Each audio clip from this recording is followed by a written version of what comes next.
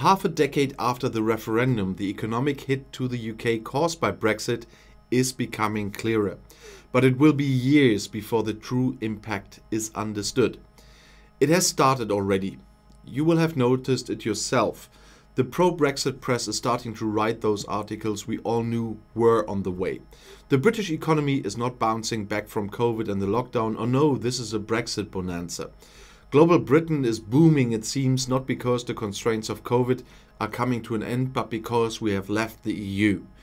Strange that there doesn't seem to be a single industry that isn't complaining about more red tape, higher costs, more restrictions, barriers to trade and staff shortages. But still, this is a Brexit boom. Except it isn't. We all know that. Anyone with an ounce of common sense knows it isn't. You just have to ask yourself, what has made trade easier in the last 6 months? What regulations have been eased? What has happened that Brussels would have stymied 6 months ago? Where are the millions of British workers trained and ready to replace EU immigrants? Where is the money saved from EU contributions being spent to boost growth? 5 years on from the referendum, we will probably all be more aware of the painful consequence of Brexit had COVID not presented the government and its Brexit supporters with the ideal camouflage. How do you spot the damage caused by Brexit amid a far worse medical and economic crisis? How do you show that the economy is doing worse than it should when it is booming after COVID restrictions end? Well, actually it can be done quite easily for two main reasons. First, a great deal of damage was done just by the prospect of Brexit between 2016 and 2020. And second, nothing about COVID makes the economic prospects of Brexit better. We know what happened and what to expect, and it isn't going to change. The damage already done before the UK officially left the EU was considerable and was caused mainly by lower immigration from the EU, a fall in UK investment because of uncertainty, and, perhaps most importantly, a fall in investment into the UK from abroad. The level of immigration was one of the major reasons behind the vote for Brexit, but ironically it has been of huge help to the British economy. It boosts growth, eases skills shortages, and so means higher tax revenues for the Treasury. But since the referendum, immigration has fallen dramatically and whole industries are suffering. Just listen to the cries of pain from the hospitality sector as it faces staff shortages while trying to reopen for business. COVID may have made this worse as many laid-off workers went home and haven't returned, but the message is clear. Immigration from the rest of the EU is good for the UK, and now there's less of it. Investment by British firms also took a huge hit from Brexit. It was on a long rising trend before the referendum and froze dead in its tracks almost immediately afterwards.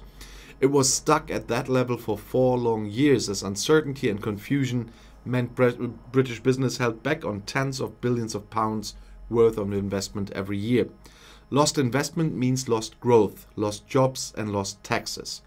COVID made this investment figures far worse, but that bit at least should bounce back. Foreign direct investment, the FDI, into the UK from abroad paints a similar picture. It matters immensely to the UK because productivity here is very low. France, Germany and the USA are all 20 to 25% more productive than the UK. One of the few things that helps keep the UK's productivity at even this miserable level is that the UK has attracted high levels of foreign investment over years. Foreign companies are only prepared to set up the most productive and efficient factories in countries as expensive as the UK, and they demand their supply chains are productive as well. Without high levels of FDI, that will not happen as much, and FDI is falling from a record high of £192 billion in 2016 to £35 billion in 2019. These figures are very volatile, but even so, FDI fell for 3 straight years after the referendum, and that looks set to continue. Research by UCL and the LSE has found Brexit will cause a further 37.5% fall in FDI, because it was very attractive with the membership of the single market. And that drew foreign firms into the UK like bees to honey. But we know where that went. The decision to leave the single market will therefore be a disaster for FDI and UK productivity. This is one of the major reasons we can see that the damage caused by Brexit has only just begun. Up until the beginning of this year, the best calculations are that the British economy has lost some 2 to 3% of growth since 2016. To put that in context, the UK spends 2% of its GDP on defense. Looking forward, there's nothing to suggest that the pain is not going to get worse. The Treasury's own analysis of Brexit found the UK economy would be 6% smaller in 15 years' time than it would have been if they stayed in the EU. Similar results have been calculated by many highly experienced and reputable economists. The reason for this are not hard to find. On top of everything already mentioned, the UK government has spent billions on new border controls and hiring civil servants to deal with Brexit, and since the start of the year has imposed billions of pounds worth of red tape on British industry. All of this has hit trade, and yet the UK government has not even started implementing several parts of the agreement, including collecting VAT. More pain for business is on the way. COVID travel restrictions have also disguised the hit that the service sector will take from the loss of freedom of movement and leaving the single market. The complaints from the UK's art sectors that new visa requirements make touring in the EU uneconomical will be as nothing compared with those service companies which discover their staff can no longer visit and work in EU countries at will. The City of London is also having to come to terms with the fact that the government hung it out to dry in the Brexit negotiations, and the rest of Europe intends to benefit at its expense, especially Ireland at the moment. So what will be the final figure for the economic damage of Brexit? Economists are divided, with the government's own economics watchdogs, the Office for Budget Responsibility, saying that the 2 to 3% of lost economic growth already suffered is part of the 6% that was predicted at the time of the referendum. Others point out that 6% was a calculation of what would happen once the UK left, and so will come on top of the damage we already know about. So the total damage is somewhere between 6 to 9% of UK GDP, but this will be spread over a long period of time and will depress growth, not reverse it. Even so, with average UK economic growth well below 2% a year in recent years, this will mean losing between a quarter and a third of annual growth for the next 15 years.